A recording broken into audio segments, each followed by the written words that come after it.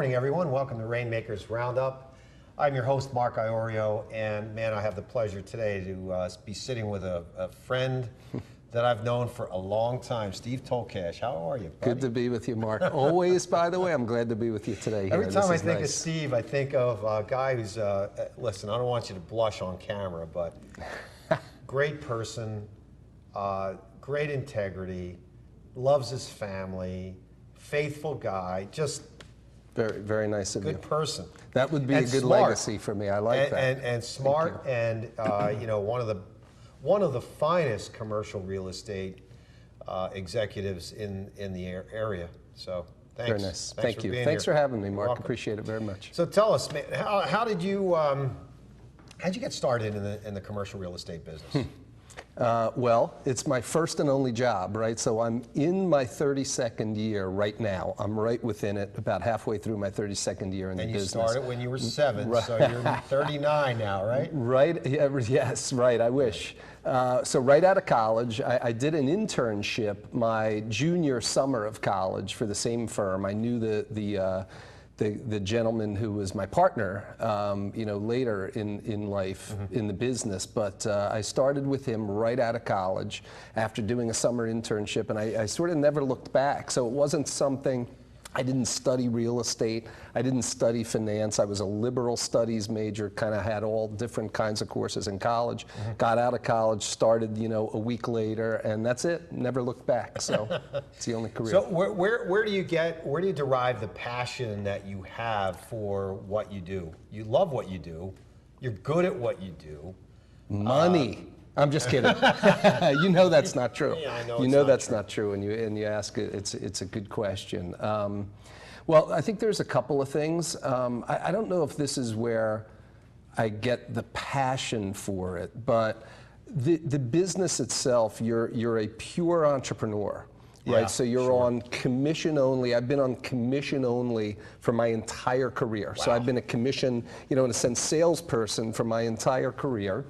And so with that, you get the flexibility of designing your own business plan, implementing and executing your own business plan, and therefore you have flexibility. So what that's done in my life is I've had the opportunity also to be with my family, right? Because I don't have there's no more 9-to-5 jobs probably, but I don't have a 7:45 to 6 o'clock job, right? So I have a lot of flexible hours. It's not that I'm not thinking about the business a lot, because I am, and you know that being in business yourself, Mark.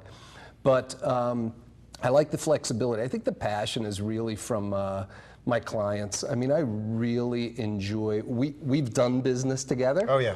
I really enjoy my clients. I mean, you can't be best friends with all of them. I mean, but I have developed very strong relationships, and really friendly relationships that have transcended just the business end of it with a lot of clients. So I think that's what keeps me going, and that's where my passion really is in the business. You know, I know when you started 32 years ago that there were companies that you started dealing with, Steve, that were smaller in size and scale, size and scope, and you've watched them, the entrepreneurs that started those businesses, transform their businesses and their lives over that 32-year period. And you know, I know you. I've known you for a long time, and I know that you get a charge, a real great feeling out of watching people become successful over the years. So talk about that for a minute, because I know that's a driving passion of yours too. Sure. I think that's always fun, right? When you're watching a company and the clients and your friends now and the people you've established relationships grow over the years. That's always a fun time in the business, right? Because you're helping them grow. I'm only one facet of that growth, right? Their real estate piece of their world, leasing, purchasing, selling, that kind of thing. But it is fun to watch that happen. I will say that where I've really enjoyed working with clients, believe it or not, is on the, potentially sort of the downside of their business, right? It's cyclical. And what I mean by that is when these clients, who I've had for a long time, have an issue later on, right? They have an issue. They need to sublease space. They need to sell a property that they bought. They have some sort of trouble within their property portfolio. And I always think that's a really good time to kind of step up and get them out of what might be a little mess or a big mess in their real estate portfolio. Yeah. That piece I've really enjoyed over the years. I'd rather have them on this kind of upswing on the graph, for our whole lives. And that's been, they're the real fun times, and everybody's doing well and everybody's happy. But when there's a downturn in either the market or sort of the business cycle of that particular client, I find that's a really good time to step up and help. Yeah, that's great. What do you think makes Newmark, Knight, Frank so different than, there's a lot of commercial real estate agencies and brokers out there, Steve. Sure. Why are you different? Well, so we had a small firm. We started as a small firm, like you were just saying, watching companies grow and entrepreneurial companies becoming bigger and so forth. So we started as a small firm. It was just two of us when I got out of college. Yeah. That's it. Yeah. Grew it to 6 or 7 people. It wasn't a huge firm, and then sold to Newmark. I would say this, that when we sold, and we sold half the company, then half the company several years later. So in the late sort of 2000s, 2007, 2008, and then early 2012, 2013 was the other half.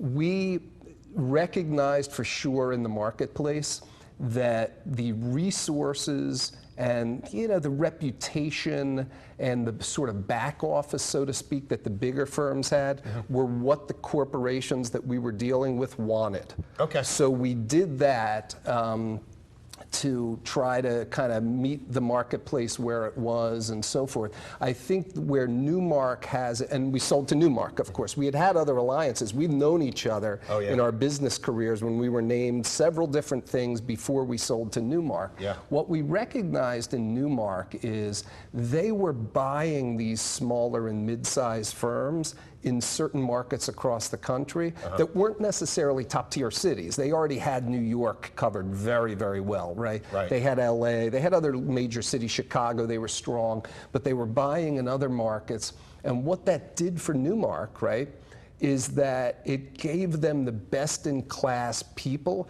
in each of these markets. Because while you need these resources in the back office, and we have a great marketing department, and we have great data really at our fingertips, it's still a location business. That's real estate, right? Whether you're selling houses or you're in the corporate end and doing 500,000 square foot leases with big companies, you're in a location business, so you need people on the ground that know, forget about every square foot, every square inch of what's going on, the major roads, everything in a certain market area. So that, I think, differentiates them from some of the other bigger firms, our competitors, that grew organically and just kept hiring people in these markets. So you were able to attract some really large corporations, deals that are international in scope, organizations that are world known. I mean, they're fantastic organizations.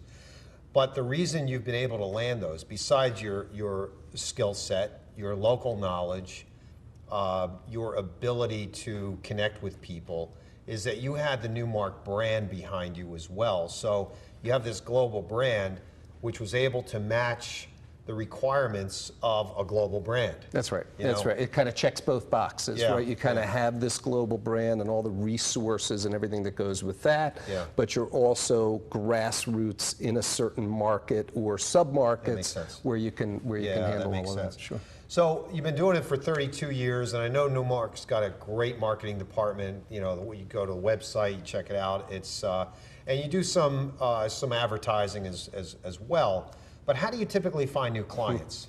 I tell you, it's going to sound so basic, but it really is. So yes, we have a website. Yes, we market properties through e-blasts and all sorts of different ways of marketing. You're better at that than I am, because that's your background.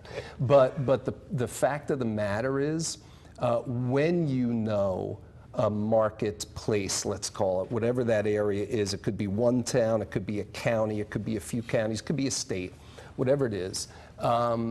You know what's going on in that area, so it is a lot of direct communication with either clients or potential clients, new clients, that you may not have done business with before, but you're really calling on them, right? It's a cold call mentality with an idea. It's not a big, I'm not a big shotgun cold call everybody. I'm not doing 10 or 15 or 30 cold calls a day, which I might have done earlier in my career, right? You have to kind of do that. You kind of have to establish yourself. I may be doing 1 to 2 a day, maybe only a few a week, but they're very targeted, and I'm going after a specific play or a specific idea for that company to play on. So talk about those ideas for a second. What do you mean by that? You come to an organization and say, listen, I have an idea. What does that look like? Sure. Right. It depends on the organization. Let me give you an example of something we just did. This was a purchase, actually. I represented a purchaser on a property. So up in Burlington County, the Ocean Spray facility was available. It was actually being marketed by a very renowned worldwide brokerage company that is one of our competitors, by the way. And I felt that they missed the mark on what the value might be. I think recognizing value, when you're entrenched in a market every day, I think you recognize value, right? You should, or you shouldn't be around anymore. You won't be around anymore by the market forces, right? So I recognized that the value was low, brought in a buyer, brought in a few together and put a partnership together, and we ended up doing a purchase of the building, 2 different ones right in Bordentown there. What happened was, without going into specific numbers, I remember them, but without doing specific numbers, is Ocean Spray was leaving, so these were vacant buildings, so we took advantage of understanding what the value might be in the vacant buildings. We were higher than the valuation that this world-renowned firm had on the property, higher. We actually paid Ocean Spray more than they thought it was worth at the time. We leased the first building to Buy Brands, the drink Buy Five, right? Leased the entire warehouse building, spun that out for almost twice what the entire property cost, The second piece of it's on the other side. It's an old manufacturing building. We just got approved, I think, 230 apartments there. So when that sells, the whole value creation is like 2.5x or something like that. So that's not happening every day, right? It's not, I mean, but that's one of those where it was more about recognizing value. That's not a direct sort of corporate client of mine. I had the buyers. I knew what to do and how to attract them in, and I knew the value. But that's an example of, you know, trying to That's really cool. We're going to have to take a quick break, pay some invoices, and when we come back, I want to ask you a question about, you know, over the 32 years, you think about this during the break, what missteps have you made that you've learned from and won't repeat or help others, you know, down the road? We'll be right back after a message from our sponsors. Choosing Medicare coverage can be a very confusing and complicated process.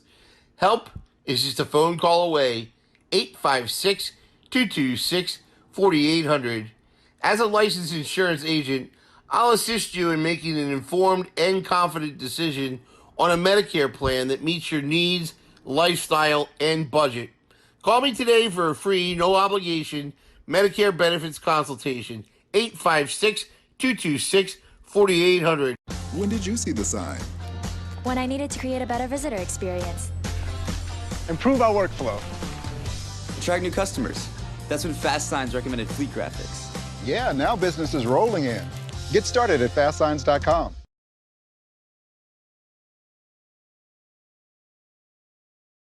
What do I want to be when I grow up? Maybe a musician? A veterinarian? Maybe an equestrian? A mommy? Well, why not be all these things and more? Consider joining me, Dr. V, with friends and colleagues as we explore a wide range of topics together. V is for variety. here on RVN TV.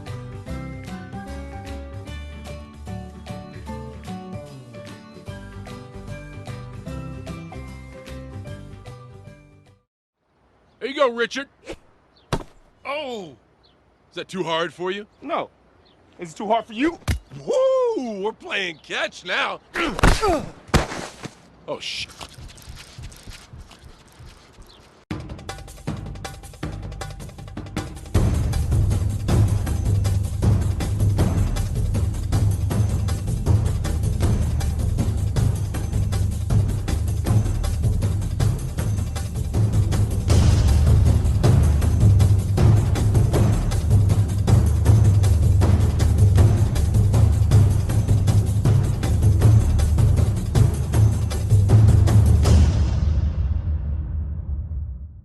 Why should you choose Rowan College at Gloucester County? Low cost. The #1 nursing program in all of New Jersey. More than 70 programs of study, including selective admissions. With record enrollment. A premier partnership with Rowan University. Transfer options with numerous universities. 4-year degree options on our campus. Rowan College at Gloucester County. Now you're thinking.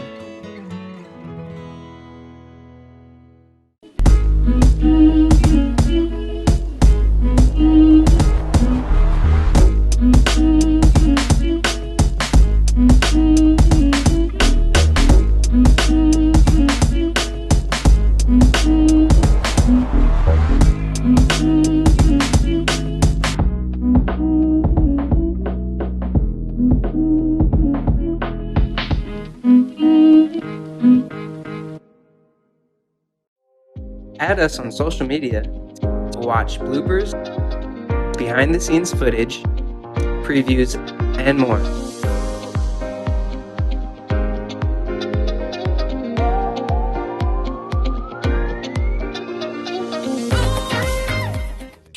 That's right, shrewd.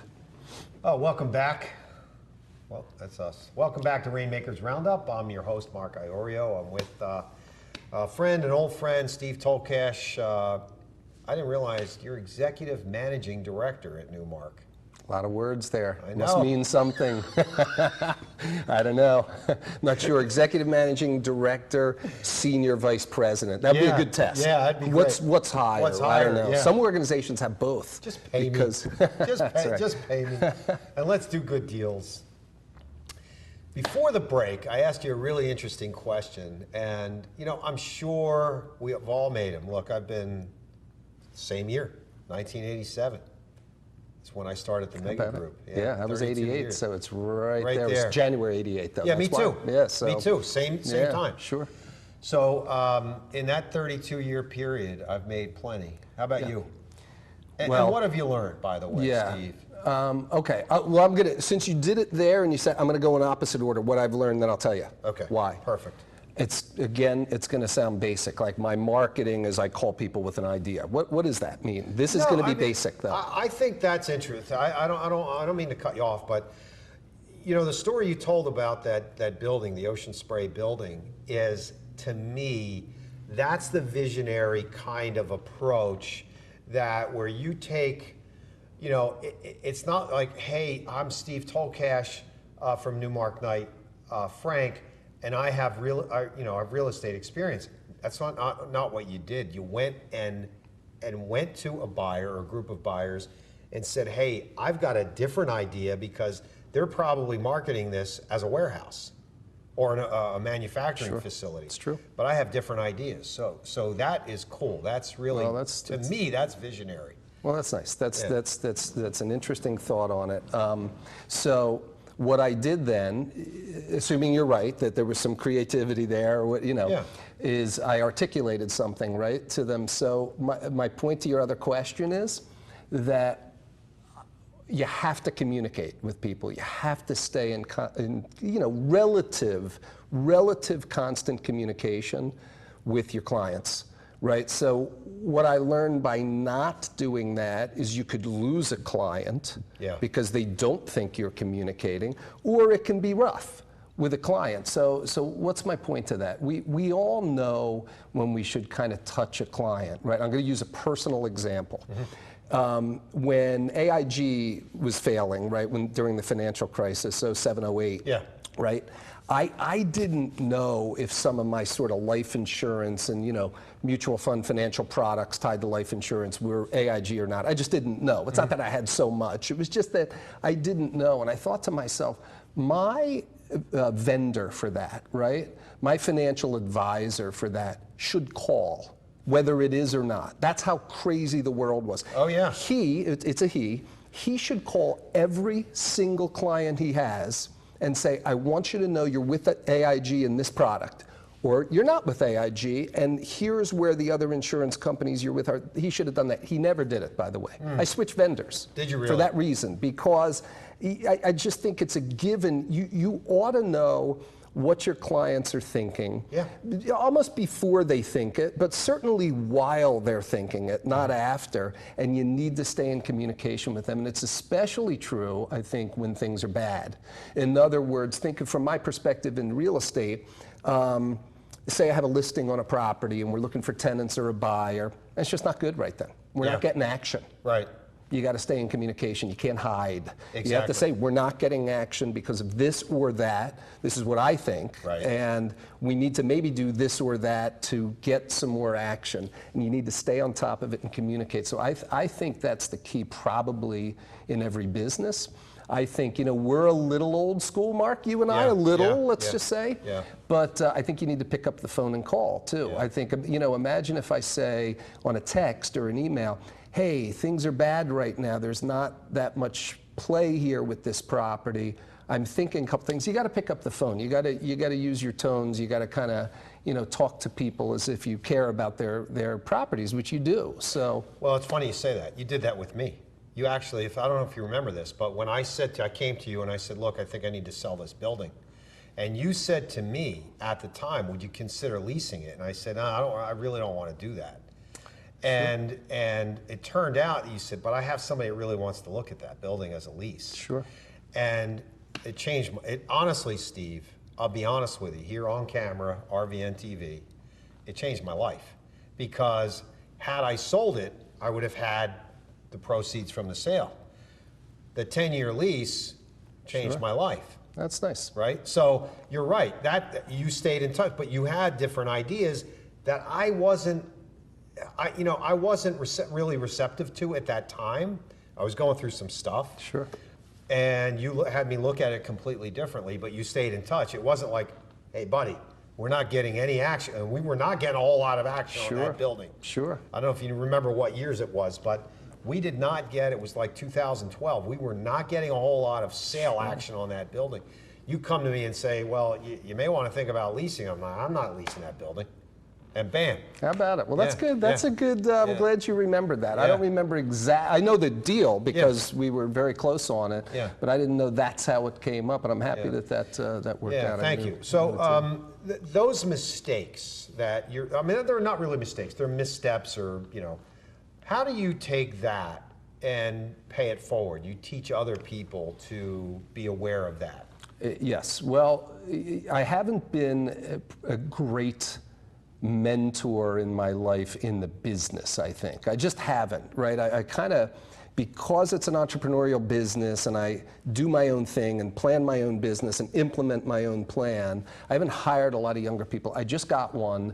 I say just, as he's probably been with me 2.5 years, really good, not inexperienced, mid-30s, he'd been around the business, and he's really doing a lot of good work. I mean, for us as a partnership. So yeah, I try to teach some things along the way. I mean, everybody's got their own style a little bit, right? I think the key to it is, it's not just a sort of bullet point plan, and one of them is communicate with the client, at all times. You know, it's more so being authentic, right? I mean, if he's an authentic, and he is, Rob is his name, he is authentic. If he's authentic, he's already thinking ahead too. What's this client thinking? It's been quiet a few days, a few weeks, whatever it is that this sort of report cycle would be, I have to reach out and do it. So I think you lead by example a little bit, I hope I do. You do, yeah. But But yeah, I would say I've been able to help Rob with that piece for sure. Good. Yeah. And you've done that with your own your children too. I mean, you've led by example for a long time, and you know, I it hope comes so. through. Yeah, it's fun to watch them grow up. But yeah, it is, sure. It is. Yeah. While we're on this subject, why don't we talk about a case study? Somebody that over the 30 years that you've been in this business, you've helped grow, changed basically their lives, other than me. Yeah, I would say I think the client that I've enjoyed the most over the last decade has been Cenlar, the mortgage services company, the mortgage subservicer out of Ewing and now out of Pennsylvania.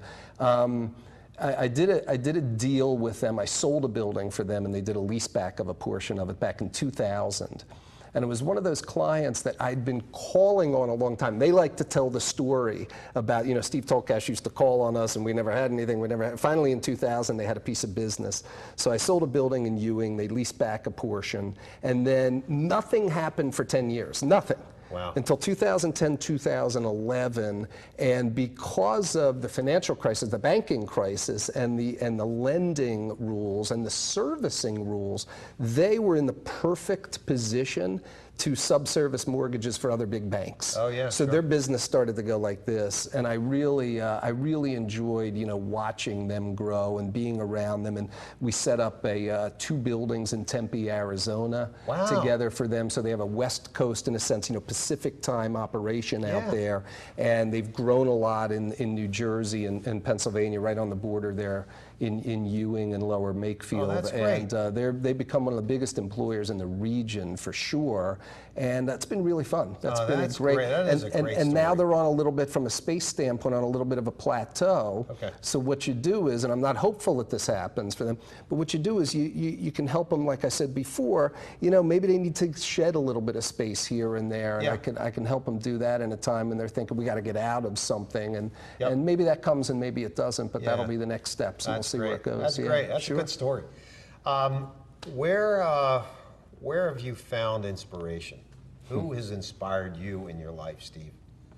That's a good one. You have. I love who you are as a human being. I'm serious, and people that I know that are authentic and people of faith and so forth. I would say it's interesting where it's coming from today. I really enjoy people who have given up a lot, who have sacrificed for philanthropy. That's just a general thing I like. Yeah. I'm not going to pick anybody out with that, but I like people who have said, I'm either sacrificing my career and I'm going to go with a nonprofit and do something philanthropic, or they give at least till it hurts a little bit, maybe sometimes a lot. I like that. Yeah.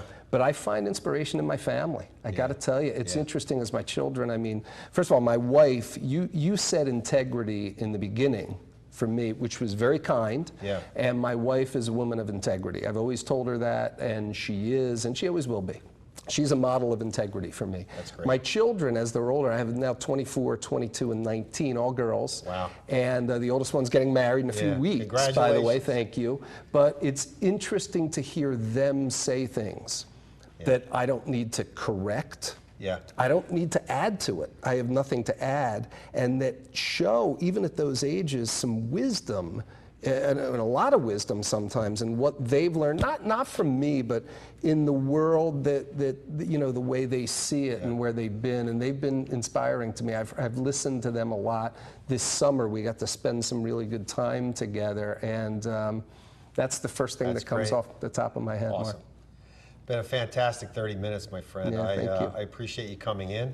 I enjoyed it. It's been a pleasure. Always Tell good to everybody be with how you, to Mark. get in touch with you. Thank you. So Newmark's website, professional profiles. You'll find me. You can, you know, skirt around there and figure out other things too. But we're definitely on the web. All right. Thanks, Steve. Thanks, Mark. All right. You're welcome. Okay. It's a pleasure. Ladies and gentlemen, that's a wrap for Rainmaker's Roundup this week. We'll see you next week on RVN TV. Have a wonderful and safe week, everyone. Thanks, Mark. All right, really fun. Good job.